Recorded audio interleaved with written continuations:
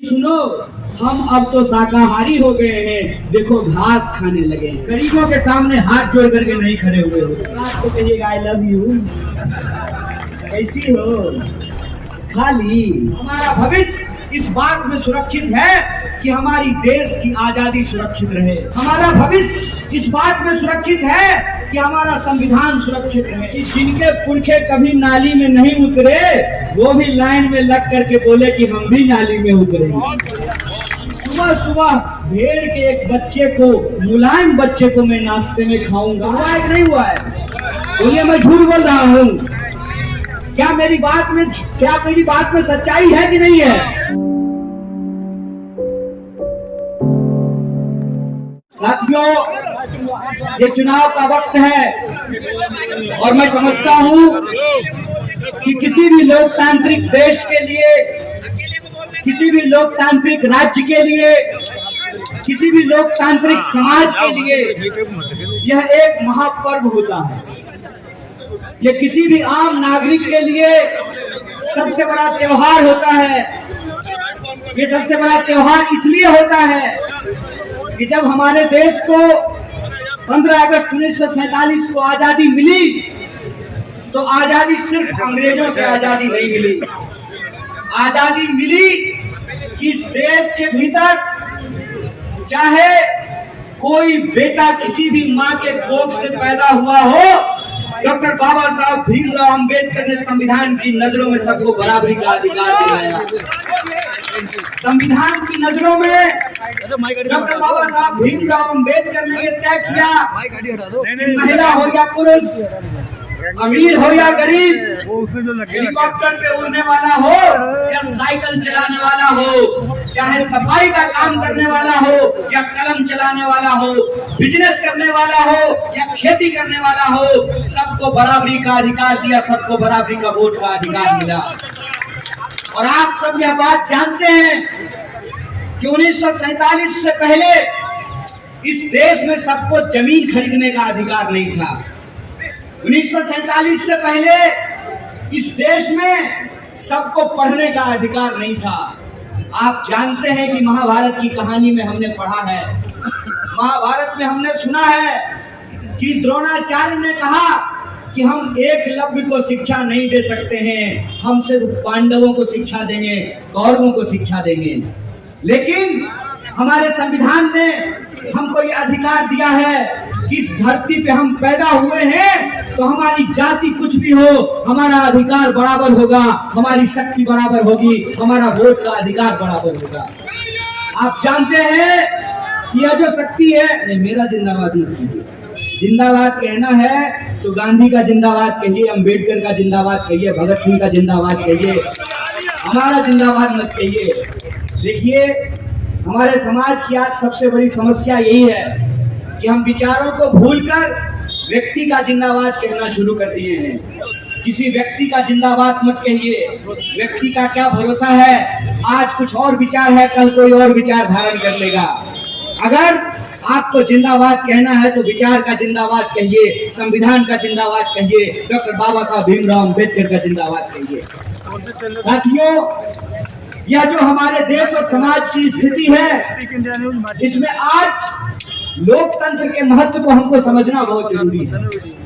हमको समझना बहुत जरूरी है कि 5 साल में अपने जनप्रतिनिधियों को दोबारा चुनने का अधिकार हमको क्यों दिया गया है।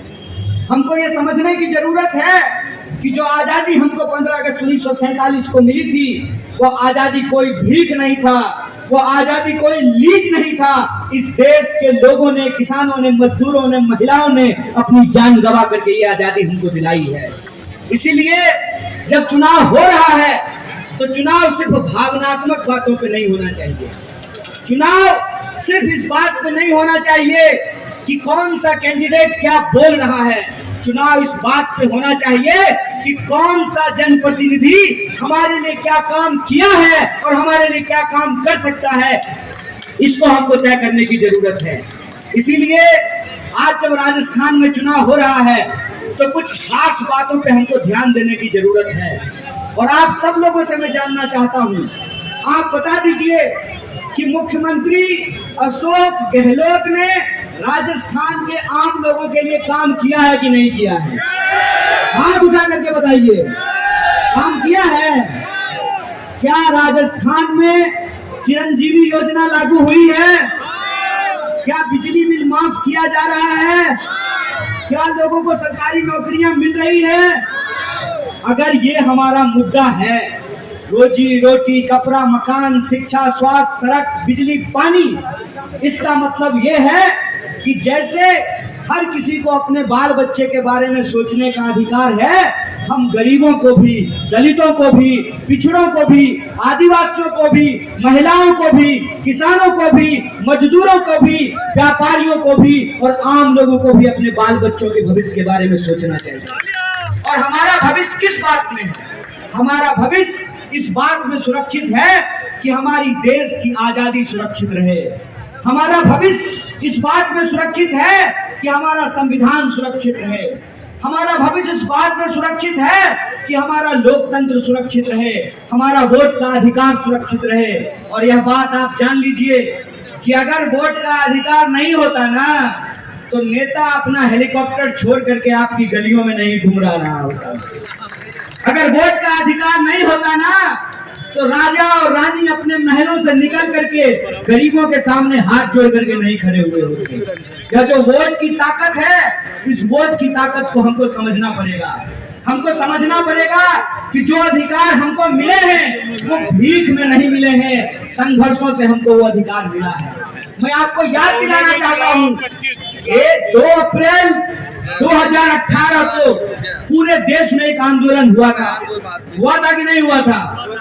राजस्थान में भी आंदोलन हुआ था। वो आंदोलन क्यों हुआ था?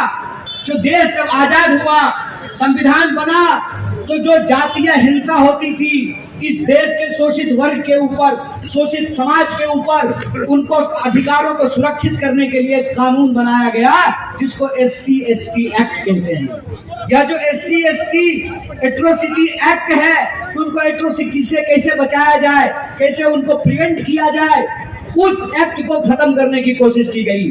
और जब उसको खत्म करने की कोशिश की गई तो लोग जिनको उनसे सुरक्षा मिलती है वो तमाम लोग सड़कों पे उतरे। और जब वो सड़कों पे उतरे तो उनके ऊपर लाठियां चलाई गई, गोलियां चलाई गई, झूठे मुकदमे किए गए, उनको जेलों में बंद किया गया। आपसे मैं यही कहना चाहता हूँ, आपको मैं यही याद दिलाना चाहता हूँ कि आजादी जो है ना, वो कोई मोबाइल का रिचार्ज नहीं है कि 799 में रिचार्ज करा लीजिएगा और रात को कहिएगा आई लव यू, कैसी हो, खाली। ये इतना आसान नहीं है। इस देश के इतिहास को उठा करके देखिए कि लोगों को बराबरी के बैठने का अधिकार नहीं है, सोचने का अधिकार नहीं है, पढ़ने का अधिकार नहीं है, नौकरी का अधिकार नहीं है। और जो कानून हमको सुरक्षा देती थी, उस कानून को भी बदलने की कोशिश की गई। आप सब जानते हैं 2018 में सफाई कर्मचारियों की बहाली निकाली गई। उस बहाली में क्या हुआ?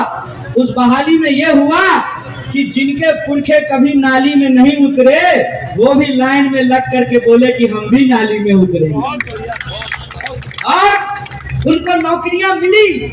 हम जानते हैं कि जिनके पुरखे नाली में नहीं उतरे उनके बच्चे नाली में कैसे उतरेंगे। उन्होंने क्या किया? नौकरी वो लिए और हमारे ही घर परिवार के बच्चों को अपने ही वेतन में थोड़ा पैसा देकर के उनको नाली में उतरवाते रहे। ये हुआ है कि नहीं हुआ है? बोलिए, मैं झूठ बोल रहा हूँ? क्या मेरी बात में सच्चाई है कि नहीं है? हाथ उठा करके बोलिए। ये जो हकीकत है, इस हकीकत को हमको समझना पड़ेगा। इस देश के भीतर जो 140 करोड़ रहते लोग हैं, उनको यह बात समझनी पड़ेगी कि कुछ लोग आज हमारे साथ एक बहुत बड़ा खेल खेलने की कोशिश कर रहे हैं। एक बड़े व्यंग्यकार हुए, उनका नाम है हरिशंकर परसाई। हरिशंकर परसाई ने एक कहानी लिखा है। मैं खास करके अपने नौजवान दोस्तों से कहता हूँ कि वो कहानी, वो व्यंग्य जा करके जरूर पढ़ना। हिंदी में वो व्यंग्य है, उस व्यंग्य का शीर्षक है भेड़ और भेड़िया। हुआ ये कि एक बार जंगल के तमाम जानवरों ने ये फैसला लिया कि जंगल का राजा अब रानी के कोख से नहीं पैदा होगा। जब जंगल के तमाम जानवरों ने ये फैसला लिया कि जंगल का राजा अब रानी के कोख से नहीं पैदा होगा, जंगल में अब चुनाव होगा, जंगल का राजा वही बनेगा जिसको जंगल के तमाम लोग चुनेंगे। आपको मालूम है, जब यह बात रंगे हुए सियार को पता चला तो रंगा हुआ सियार भेड़िए के पास पहुंचा और भेड़िए को कहा कि ये बहुत अच्छा मौका है हुजूर, अगर आप चुनाव लड़ लें, अगर आप चुनाव जीत जाएं तो आप जंगल के राजा हो जाएंगे। भेड़िए ने कहा कि लेकिन जंगल में तो संख्या ज्यादा भेड़ों की है, तो हम चुनाव कैसे जीतेंगे। तो रंगे हुए सियार ने कहा कि आप ऐसा कीजिए, आज आप घोषणा करवा दीजिए कि आज से आप शाकाहारी हो गए हैं और आपने घास खाना शुरू कर दिया है। भेड़िया ने वही किया, अपने मुंह पे घास के 2 दाने दबा लिए, 2 घास दबा करके चुपचाप अपने गुफा के बाहर बैठ गया और आते जाते हर जानवर को कहने लगा कि ये जी सुनो, हम अब तो शाकाहारी हो गए हैं, देखो घास खाने लगे हैं। यह बात सुन करके भेड़ों को बड़ा आश्चर्य हुआ, उनको लगा कि भेड़िए भी शाकाहारी हो गए हैं तो इसको राजा चुनने में कोई दिक्कत नहीं है। और भेड़ों ने भेड़िए को अपना राजा चुन लिया। भेड़िया जब राजा हो गया तो उसने पहला कानून पास किया कि सुबह सुबह भेड़ के एक बच्चे को, मुलायम बच्चे को मैं नाश्ते में खाऊंगा। उसने ऐसा कानून पास किया।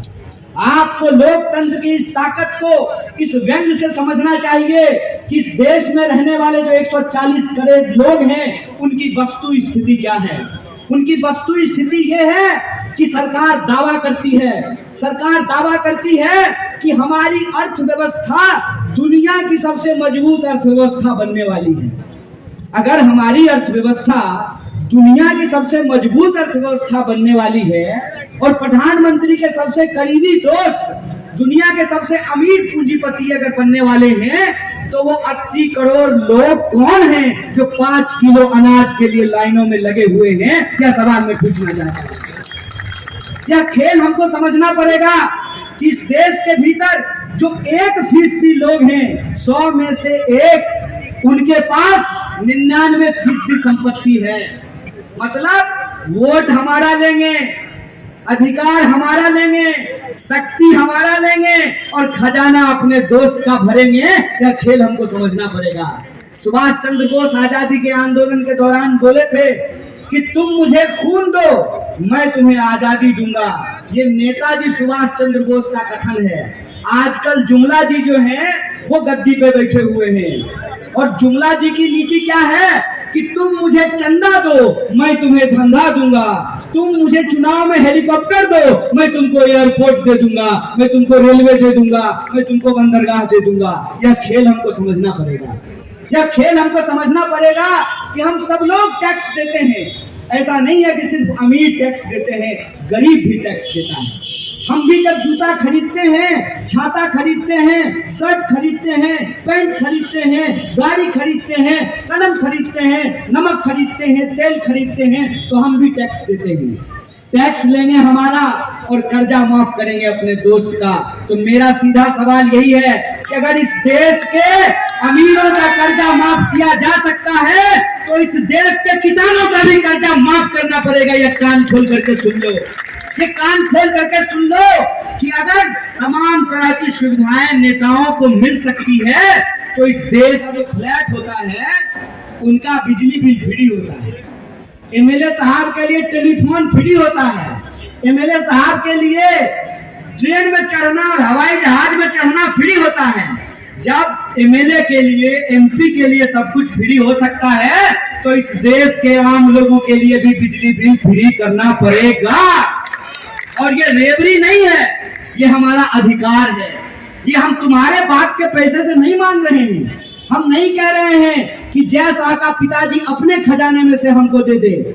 हम कह रहे हैं कि इस देश की जनता अगर टैक्स देती है, उस टैक्स के पैसे से अगर 20,000 करोड़ का नेताओं के लिए घर बनाया जा सकता है तो हमारे लिए भी स्कूल बनाना पड़ेगा, अस्पताल बनाना पड़ेगा, सड़कें बनानी पड़ेगी, बिजली का खंभा लगाना पड़ेगा, लाइट देनी पड़ेगी, पानी देना पड़ेगा।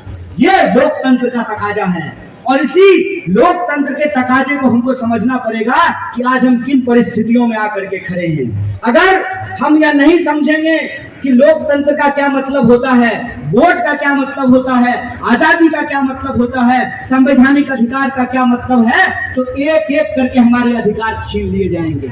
आप विचार कीजिएगा कि नेताजी का बेटा ऑक्सफोर्ड पढ़ने के लिए जाएगा, अंग्रेजी में बोलेगा आई लव यू टू।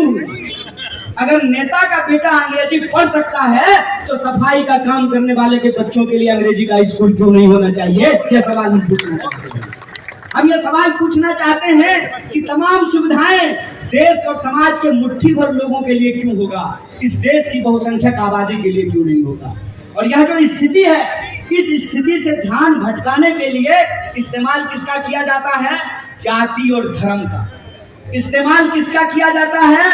हमारी और आपकी भावनाओं का।